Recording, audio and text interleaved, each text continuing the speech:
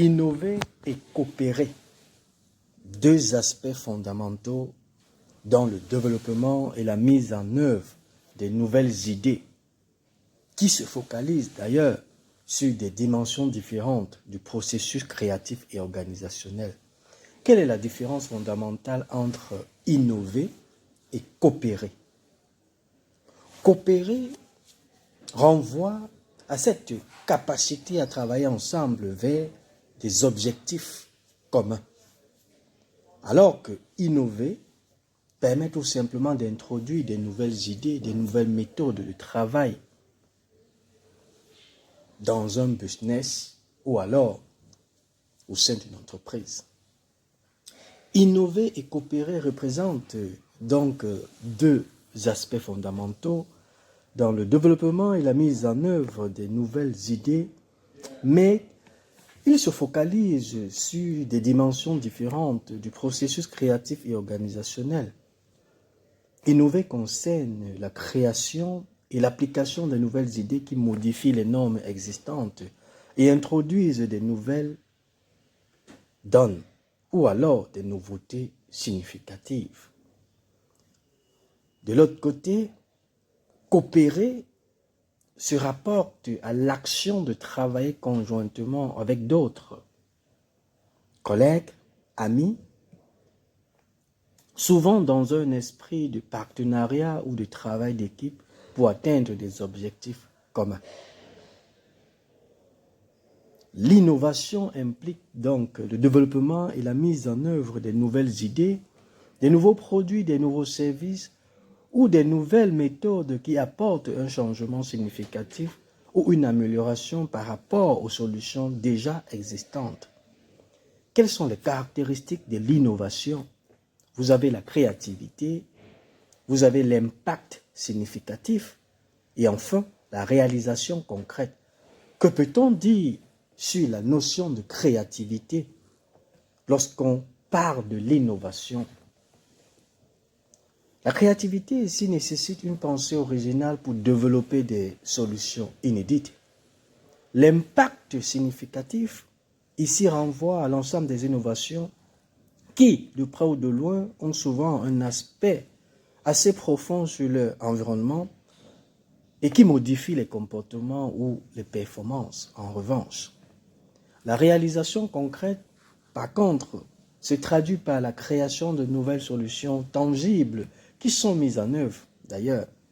Alors, coopérer, comme son nom l'indique, la coopération fait référence à l'acte de travailler ensemble de manière coordonnée pour atteindre des objectifs partagés en mettant en commun des ressources et des compétences. Les caractéristiques de la coopération ici sont, entre autres, le travail d'équipe, le partage des ressources et des objectifs communs. Le travail d'équipe ici implique la collaboration entre les différents membres, les différents collègues, les différents acteurs d'un projet ou de plusieurs, dont le but reste celui d'atteindre des objectifs communs.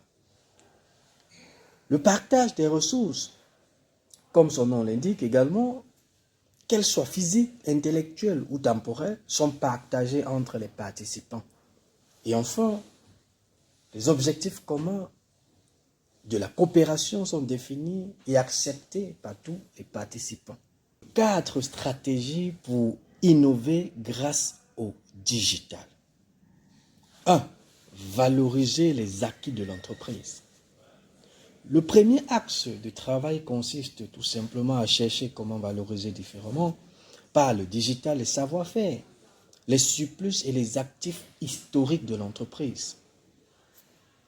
Deuxièmement, identifier les ruptures dans l'expérience client. Le deuxième axe étudie les attentes, les frustrations et les ruptures dans le parcours client afin de le rendre toujours plus fluide, cohérent et engageant. Recherche, comparaison, préparation à l'achat, expérience en point de vente, livraison, partage d'informations et j'en passe. Ici, le troisième axe n'est rien d'autre que l'attitude de tout porteur de projet ou alors responsable d'entreprise à tirer parti des avancées technologiques Ce troisième axe de travail vise à parier sur certaines innovations technologiques, comme l'impression 3D par exemple, en y cherchant systématiquement des applications concrètes et utiles pour le consommer et leur intégration positive ou possible dans la chaîne de valeur. Enfin, en quatrième point, développer un écosystème d'open innovation. La dynamique d'innovation réside de plus en plus dans l'ouverture de l'entreprise à des partenaires externes plus fragiles, plus rapides, plus extensifs, dans le sens d'inventer, de créer par conséquent. Le véritable enjeu reste dans l'intégration de cette dynamique d'innovation dans l'offre de l'entreprise. Pour cela, deux voies semblent possibles. Premièrement, assurer une innovation de continuité par le biais d'un travail collaboratif.